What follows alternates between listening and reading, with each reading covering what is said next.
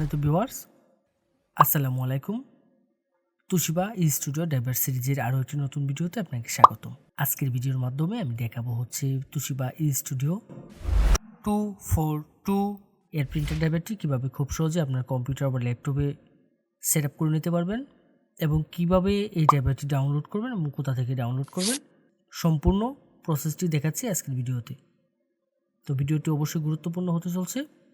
কথা না বাড়িয়ে চলে আমরা মূল ভিডিওতে চলে যাচ্ছি।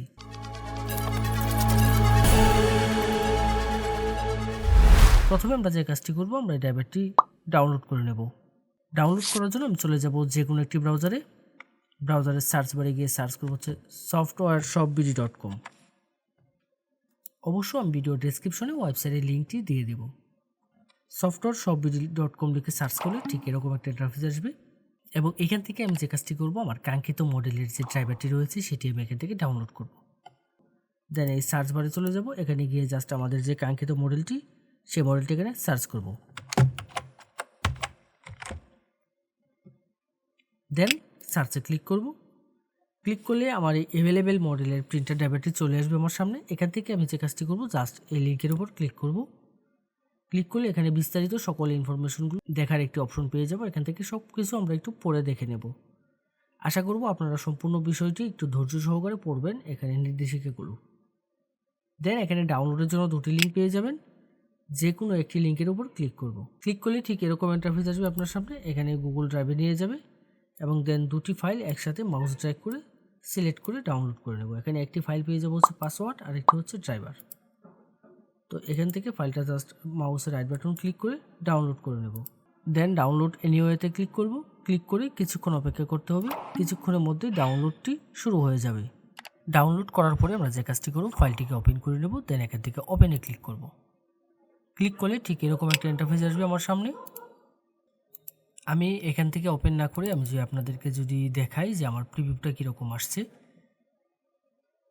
আইডিএমে চলে গেলাম। এখান থেকে আমি জাস্ট দেখাবো হচ্ছে সফটওয়্যারটা কীরকম হবে। ঠিক এই যে এরকম একটি আইকন চলে আসবে আপনাদের সামনে, অর্থাৎ এটি একটি রার ফাইল রয়েছে। রার ফাইলকে আমরা যখন আনজিপ করব, যে কোনো জিপ ফাইল বা রার ফাইলকে যখন আমরা এক্সট্রাক্ট করব, তার জন্য আমরা যে কাজটি করি, নর্মালি আমরা উইন্ডার ব্যবহার করে থাকি।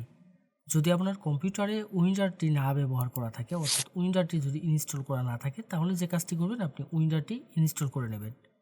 এর জন্য ভিডিও ডেসক্রিপশন এবং আই বাটনে উইন্ডারের লিঙ্ক দিয়ে দেবো, আপনারা ওইখান থেকে গিয়ে জাস্ট উইন্ডারটি ইনস্টল করে নেবেন। দেন যে কাজটি করব, আমরা ফাইলটাকে ওপেন করব।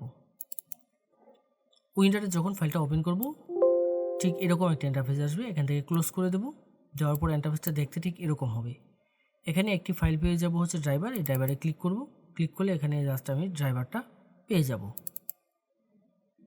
তো এখানে আমার পাসওয়ার্ডটা দিতে হবে। আমি যেহেতু শুধু ড্রাইভারটা ডাউনলোড করছি, আমি এখানে পাসওয়ার্ডটি ডাউনলোড করে নেই। তো এখানে আপনারা যে কাজটি করবেন, আপনারা জাস্ট এই ডাউনলোড অপশনে গিয়ে এখান থেকে পাসওয়ার্ডটি ডাউনলোড করে নেবেন। তো দেন এখানে এই মডেলের যে ড্রাইভারটি রয়েছে, সেই ড্রাইভারে এখানে পাসওয়ার্ডটি আমি দিয়ে দিব। পাসওয়ার্ড দেওয়ার ক্ষেত্রে এখানে একটি অপশন পেয়ে যাবেন, এটি হচ্ছে শো পাসওয়ার্ড। এখানে যদি টিক মার্ক দেওয়া থাকে, তাহলে আমি এখানে কিবোর্ড থেকে যে পাসওয়ার্ডগুলো টাইপ করব সেগুলো এখানে শো করবে। আর যদি আমি এখান থেকে টিক মার্কটি যে উঠিয়ে দিই, তাহলে এখানে কোনো পাসওয়ার্ড শো করবে না। এখানে পাসওয়ার্ডটা টাইপ করে দেবো। দেওয়ার পরে দেন ওকেতে ক্লিক করব। ওকেতে ক্লিক করব। ক্লিক করলে ঠিক এরকম একটি অ্যালার্ট আসবে। এখান থেকে যে কাজটি করতে হবে, এখান থেকে আমি ইএসের উপর ক্লিক করব। দেন সফটওয়্যারটা এক্সট্রাক্ট হওয়া শুরু করবে এবং এক্সট্রাক্ট হওয়ার জন্য কিছুক্ষণ সময় নেবে। কিছুক্ষণ আমি অপেক্ষা করব। কিছুক্ষণ পরে ঠিক এরকম একটা ইন্টারফেস আসবে।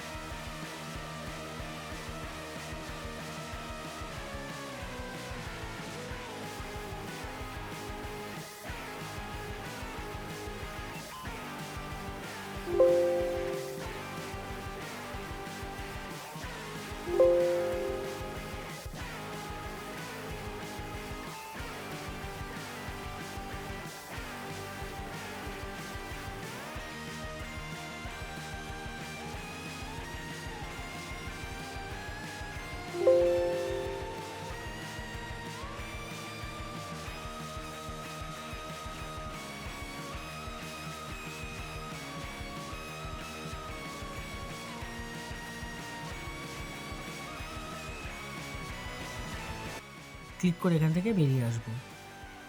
এখন আমি যে কাজটি করব, আমি এখান থেকে বেরিয়ে এসে আমি জাস্ট চেক করে দেখব আমার প্রিন্টার ড্রাইভারটি সেট আপ হয়েছে কিনা।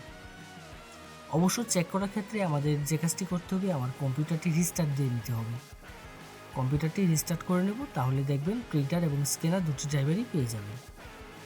অনেক সময় যে সমস্যাটি হয়, আমরা আমাদের স্ক্যানার ড্রাইভারটি খুঁজে পাই না। সেক্ষেত্রে আমরা যে কাজটি করব, আমরা স্টার্ট মেনুতে চলে যাব, এখানে গিয়ে জাস্ট সার্চ করব হচ্ছে ফটোশপ 7.0 দিয়ে আমরা স্ক্যান করব। ফটোশপ 7.0 যদি আপনার কম্পিউটার বা ল্যাপটপে সেট আপ করা না থাকে, সেক্ষেত্রে যে কাজটি করবেন, আমাদের ওয়েবসাইটে চলে যাবেন। ওয়েবসাইটে গিয়ে জাস্ট সার্চ বারে সার্চ করবেন হচ্ছে 7.0 লিখে সার্চ করলে আমাদের ফটোশপ 7.0 পেয়ে যাবেন। যে কোনো মডেলের প্রিন্টার ড্রাইভার এবং আপনার প্রয়োজনীয় সকল সফটওয়্যার পাবেন আমাদের ওয়েবসাইটে। যদি আমাদের ওয়েবসাইটে কোনো সফটওয়্যার বা ড্রাইভার আপনি খুঁজে না পান, তাহলে অবশ্যই আমাদের হোয়াটসঅ্যাপে যোগাযোগ করবেন। আমাদের প্রত্যেকটা পোস্টের মধ্যে আমাদের হোয়াটসঅ্যাপ নম্বর দেওয়া থাকবে। এই ছিল আজকের মতো। এরকম গুরুত্বপূর্ণ টেক টিউটোরিয়ালের জন্য অবশ্যই আমাদের চ্যানেলটি সাবস্ক্রাইব করে রাখতে ভুলবেন না। দেখা হবে নতুন কোনো ভিডিওতে।